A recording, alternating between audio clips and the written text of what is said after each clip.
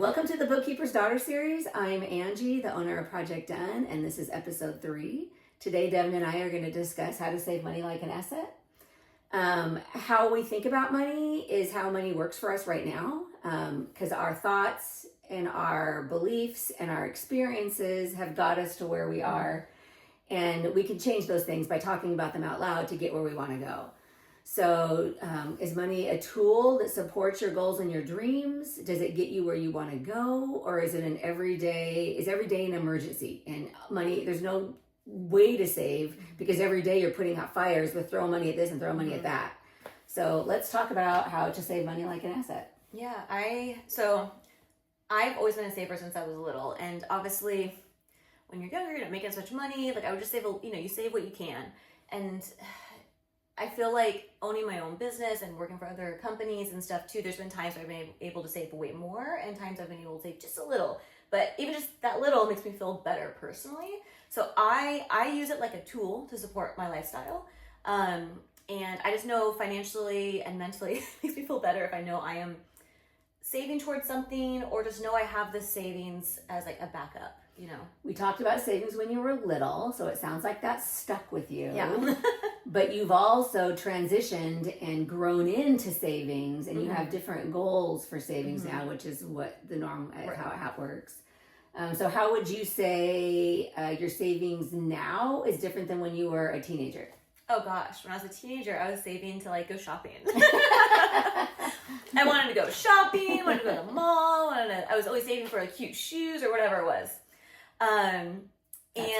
But I always was saving because I know I needed gas. I always like to see my savings grow a little bit. So even, I wasn't blowing all my savings. I was always saving something, but most of my money I think was going like, it's just fun money, Plus it's fun when you feel, like, oh, I have my own money now, like as a young teen or, and so I was like, oh my gosh, this is amazing. So, but because you instilled within us, like how to balance your accounts, like you don't want to live off of credit, all that stuff. That was always something that grew with me. Don't carry debt. So I always used like when I did eventually get a credit card, I used that as like mentally as a debit card. Like I'm spending money that I have, I will make a transfer right away or, pay it off. Like for sure, I'm going to be paying it off every month. Yes. Yeah. But just to build credit. So when I say don't carry debt, that's because that robs you of being able to save your money like an asset. Mm-hmm. Right now, you're trapped. The banks want you trapped in this strategy of loaning you as much money as you can take in a credit card and a loan and a whatever, getting you underwater in a house, getting you underwater in a car. They don't, they're trying to help you responsibly borrow money, but also that keeps you trapped to a 9-to-5 job, and it keeps you trapped in a cycle of never really being able to get out of the every day's an emergency and into the, hey, I'm just saving money as an asset. I have all this freedom to do what I want, when I want, and how I want, and that's the end goal. That's the purpose of the savings. So tell me how you started, because you said that you save different now. So tell me how you use money as an asset versus, putting out fires every day with extra cash that you have saved. Well, I think because when I am working towards saving towards something, like a dream, a goal, that makes it fun for me. It's like a little game now. It's like, how much can I save? And then it makes me budget everything out and like, well, where can I really save? I don't need to go get a $5 to like $8 latte every day somewhere. I can make it at home, and that saves me so much money. So that to me is actually kind of fun to kind of look at stuff like that. Like what's something that, is a little bit, it's not necessary every single day. Like, yes, go out and have a coffee, like treat yourself, you deserve it. But, so I think this is my mindset has switched from before. I was like, oh, it's all fun, shopping money, fun money. But now it's like, well, as I get older, I have, I was renting and you had to pay certain bills as you get older, obviously. So then my mindset just obviously switched. I don't want to say obviously because not everyone's mindset does switch, but like depending on their age, but it kind of just switched. And so now it's like, I always have been wanting to be responsible with my money. So use it as a tool. Yes, but do you also think that your money goals change based on who your friend group is? Like if you're working a 9-to-5 and everybody's going to get coffee every day, don't you feel like you'd want to go get coffee every day? Okay, a little bit. There's a lot of times, like even now, I'm like, we'll go I'll have a play day at the park and like, hey, let's bring her coffee. And then, you know, sometimes, yes, we'll go get fun coffee, but then I'm sometimes like, hey, I'm just going to bring my own coffee. I'm like, I don't feel like, I get to the point now, like, I don't feel like spending $8 on a coffee when I have like really good coffee at home. You know? I mean, seriously, that's going to rob me of the things that I want to do. I like the talk about using, treating the savings like a game. Because it is a game, like, you know, like you talked about a savings account and you talked about the reasons and the types of accounts you have. Also, you know, sometimes you have 401k options at work, and sometimes you save your money into different accounts that are not at your current bank, like, you know, a savings account that's online or a savings account that is at a different bank. So it's not so easy just to transfer that money in and out and make it fluid. You don't want, your assets shouldn't be super fluid. They should be something that you're building for your future self or for your goals. So working at a job is how we build our money. It's how we, you know, how we build our own assets. We need capital. We need money to get there. So no matter what you're doing for money right now, think about, are you building your dream or are you building someone else's dream?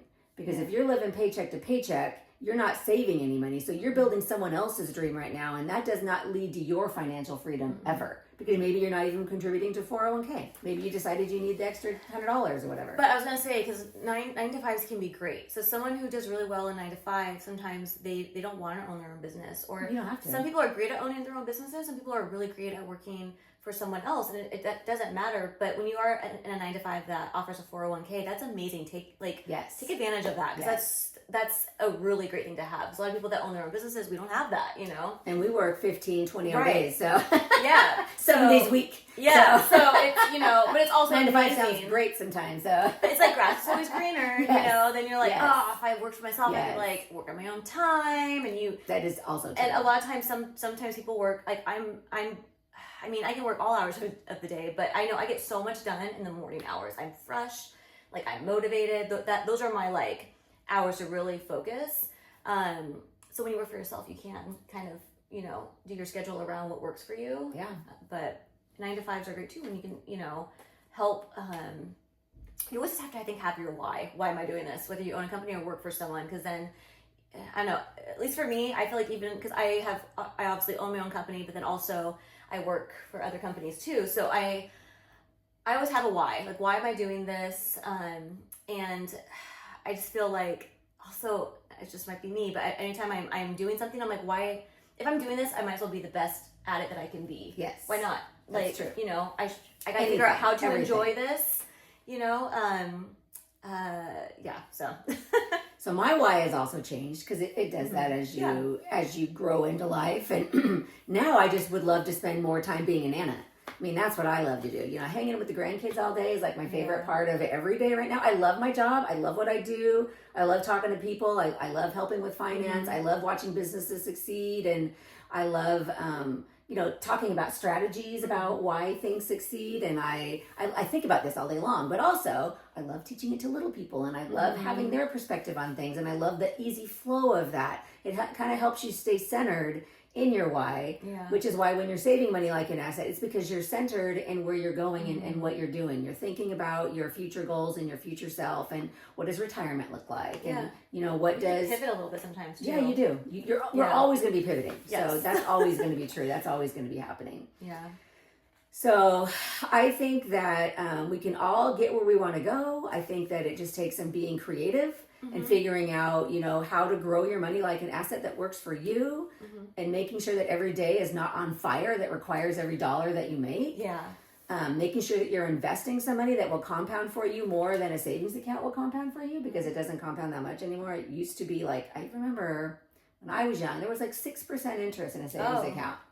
And then for a while there was like hardly anything. And now they're like, I think some of them are at 3%. And there's even some online accounts that are more than that. So, but I've invested, you know, I'm working on, you know, stocks and that sort of idea, because I feel like the compounding on that is greater. And it's a long-term goal. It's not like for today, and you're not dipping in. That's for future money. That's not something that you spend today. You have to.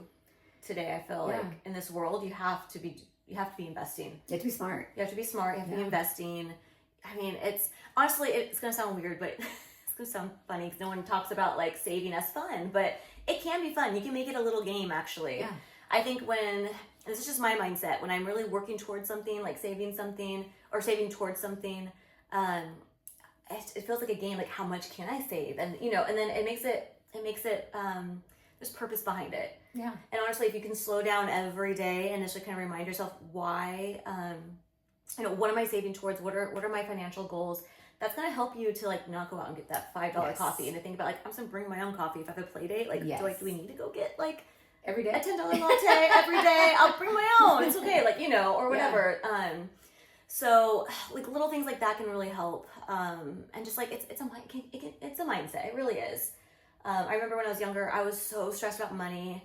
And the past couple years, way less stressed about money because my mindset's changed a little bit. Yeah. My life has changed a little bit since becoming a mom, so it's probably a huge part of it. But now it's like, looking back, like, why was I so stressed about money all the time? I mean, it can be a stressful thing, but if you can make your money work for you and live below your income level and, maybe think of it like a game, simplify things. Yes. Then that can be really, really helpful. And that's the thing about the game.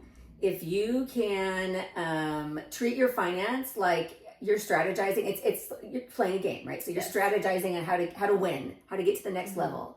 So how do you take back your power and make money work for you instead of you always working for every dollar, right? So and keep it very, very like simple. You don't need all these very you don't need simple. a million accounts so that you can keep things separate. You know what I mean? Like businesses should have their own business account, yes. But also I have a couple personal accounts. One that I used to never like checking and savings. I would never usually like really touch. It was like every once in a while. Yeah. And now I make bigger transfers over to another account that's like a joint account with my husband. And then this one account we have is just for bills. So we're not putting all of our money in like one account and being like, it's a free for all. Cause then it's like, well, you kind of need separate accounts to kind of, here's my savings, here's this, and people work differently. So it could be different for other people. Do what works for you. Yeah. But I think it's very helpful to have some separate accounts so that you mentally aren't just like, oh, well, that money's in there, I can use it, It's like, no, have a separate account you don't really touch. Have an account that you have money that you can use it. Yes, have that, yes. That's not an emergency. That's a rainy day fund. Like, when you need some extra money, it's in this what this account's for. And then you have an account that's building. Whatever. And then online savings accounts are great because, there's a little more interest there. Yes. Your investments accounts are great. Yes, invest. Save your money like an asset, buy real estate. There's all kinds of concepts and all kinds of ways to help your money grow faster than a savings account. But you do need some money set aside, and like I said, a rainy day fund for when you want to go buy the boots or you want to go get the $10 coffee or whatever that's not part of your everyday budget. It's just the extra money. Yeah. And the money that you're doing is the money that you're using to save, buy a house, and the money that you have for later retirement years. Hopefully you have lots of years left and you don't have like retiring next month. So. And I like what you've been saying this a lot this past week. You're like, save your money like an asset. So that you own your money doesn't own you. Yes. I'm like, I love that. Yes. That's so true, and that's a good little reminder every day. Yes, yeah. That's how I think about it. Any other thoughts? I think just slow down every day. Remind yourself of your goals, and your financial goals, just like you would your personal goals. Put them on a game board. And business goals, right? Just think financial goals. Yes. Yeah. Because that's going to help you to decide throughout the day. It's going to remind you to be like, oh, I don't need to buy that coffee or, every single day. Or, oh, I don't need this, you're buying extra bulk of food that always goes bad in the fridge. Like, it's going to make you make these choices that are going to help you build your net worth. Yes, and that is the point. That's the whole point of all of this. So please like and subscribe to help build our community on our journey to financial wellness. And it takes a village. We're super glad to have you here. Thanks for joining us today. And then go ahead and leave a comment, subscribe. Comments we're going to go through so we can discuss them in future episodes. And if you find our info helpful, definitely recommend us to friends and family. You can also find us at projectdoneaccounting.com.